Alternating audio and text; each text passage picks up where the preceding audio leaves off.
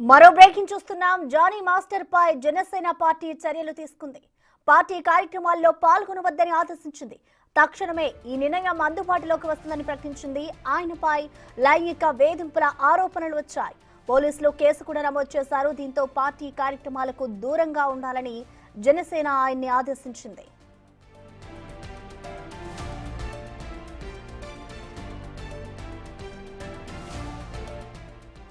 లైంగిక వేధింపుల ఆరోపణలు జానీ మాస్టర్ కెరీర్ను పాడు చేసేలా ఉన్నాయి.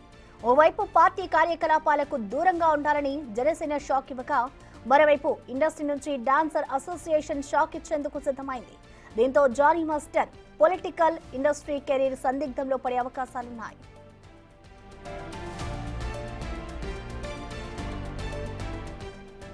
డాన్సర్స్ అసోసియేషన్ జానీ మాస్టర్ కు వ్యతిరేకంగా ఒక్కటవుతున్నారు.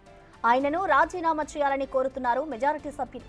జానీపై వచ్చిన లైంగిక వేధింపులపై డిసిప్లిన్ కమిటీ ఇంటర్నల్ గా ఎంక్వైరీ చేస్తోంది. ఈ నేపథ్యంలోనే అసోసియేషన్ కు రాజీనామా చేయాలని జానీని కోరుతోంది అసోసియేషన్. ఒకవేళ జానీ రాజీనామా చేయకుంటే ఆయన సభ్యత్వం రద్దు చేయాలని కూడా మెజారిటీ సభ్యులు కోరుతున్నారు. సభ్యత్వం రద్దయితే జానీ మాస్టర్ కెరీర్ కు ప్రమాదమంటున్నారు సన్నిహితులు.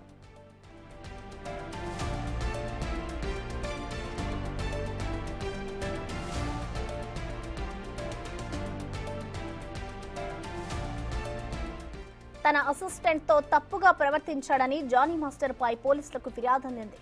జానీ తనపై అనేకసార్లు లైంగిక వేధింపులకు పాల్పడ్డాడని లేడీ కొరియోగ్రాఫర్ ఆరోపించింది. దీంతో జానీ మాస్టర్ పై పలు సెక్షన్ల కింద రేప్, క్రిమినల్ బెదిరింపు, గాయపరచడంలోని క్లాస్ తో కేసు నమోదైంది.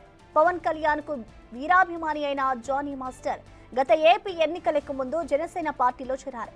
ఆ పార్టీ తరఫున పలు చోట్ల ప్రచారం కూడా చేశారు.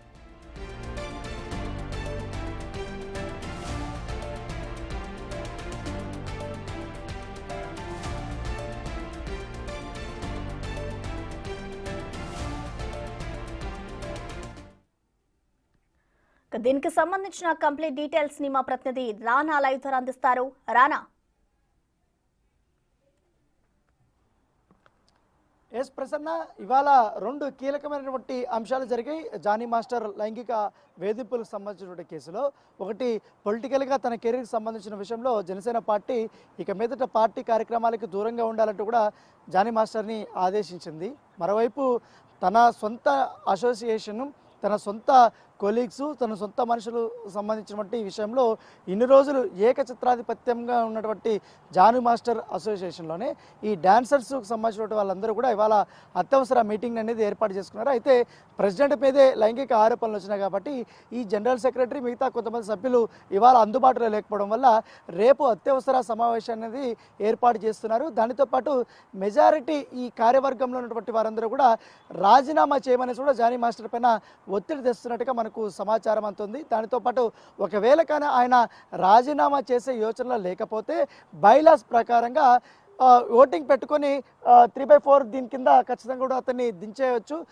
ఆయన ప్లేస్లో మరొక వ్యక్తిని పూర్తి స్థాయిలో కూడా ప్రెసిడెంట్గా కొనసాగే అవకాశం ఉన్నట్టుగా మనకు సమాచారం నియమించేందుకు సన్నాహాలు చేస్తున్నట్టుగా మనకు తెలుస్తుంది. ఒకవేళ అలాగానే చేస్తే మాత్రం ఖచ్చితంగా తన సభ్యత్వాన్ని కూడా అతను కోల్పోవాల్సి వస్తుంది. కేవలం ప్రెసిడెంట్గా మాత్రమే రాజీనామా చేయడమే కాకుండా డాన్సర్స్ అసోసియేషన్ ఒకటి ఉంది, కొరియోగ్రాఫర్ అసోసియేషన్ ఉంది. వాటిలో కూడా సభ్యత్వం కోల్పోతే తను తదుపరి సినిమాల్లోకి తెలుగు కానీ, తమిళ్ కానీ, కన్నడ కానీ, ఐదర్ బాలీవుడ్ కానీ, అట్లా మలయాళం కానీ ఏ ఇండస్ట్రీలో అయినా కూడా తను కొరియోగ్రఫీ చేయడానికి అంత వెసులుబాటు ఉండదు. తన్ని పూర్తిగా బ్యాన్ చేసినటువంటి పరిస్థితి అయితే ఉంది. అయితే ఇది రెండు విషయాలు. తర్వాత మూడో విషయం ఏమంటే విక్టిమ్కి సంబంధించినటువంటి విషయంలో విక్టిమ్ని దాదాపు సఖీకి సంబంధించినటువంటి సభ్యులు రాజేంద్రనగర్ సంబంధించినటువంటి జోన్ వాళ్ళు దాదాపు 2-3 గంటల పాటు కూడా విక్టిమ్ వాళ్ళ ఇంటికి వెళ్ళారు.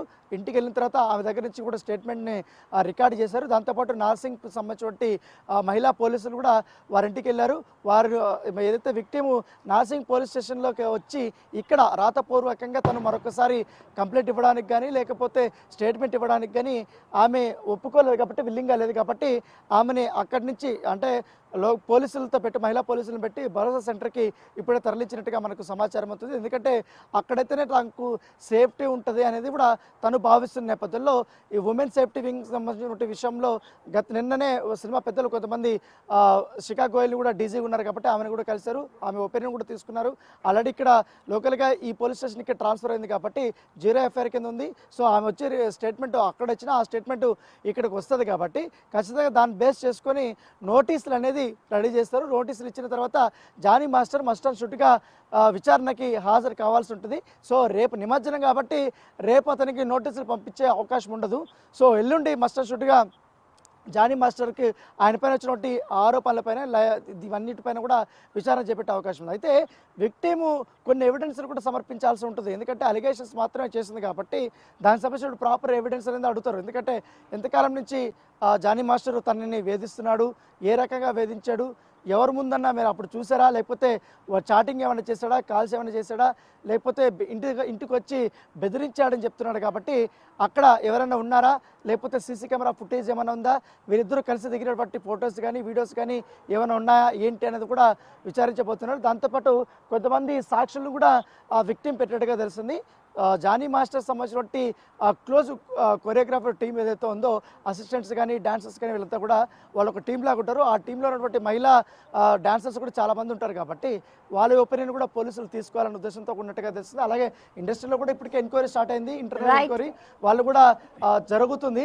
అక్కడి నుంచి కూడా నివేదిక అనేది రావాల్సి ఉన్నటువంటి పరిస్థితి కనపడుతుంది. ఎట్టుకెళ్ళకైతే ఖచ్చితంగా ఒకవేళ నిరూపణ అయితే మాత్రం కంపల్సరీగా ఇటు పొలిటికల్ కెరీర్కి ఇటు సినీ కెరీర్కి పూర్తిగా చాలా వరకు కూడా అతను నష్టపోయే అవకాశం ఉంది. ఆ కెరీర్ని పోగొట్టుకున్నట్టే అని చెప్పుకోవచ్చు. ఎందుకంటే కెరీర్లో అత్యంత పీక్ స్టేజ్లో ఇప్పుడు జానీ మాస్టర్ ఉన్నాడు. ఎందుకంటే India the most super star బట్టి సల్మాన్ ఖాన్ సినిమాలు కూడా అతను కొరియోగ్రాఫ్ చేస్తున్నాడు. ఇప్పుడు నెక్స్ట్ వచ్చే సినిమాలు కూడా అతను సల్మాన్ ఖాన్ సినిమాలో కొరియోగ్రాఫ్ చేస్తున్నాడు.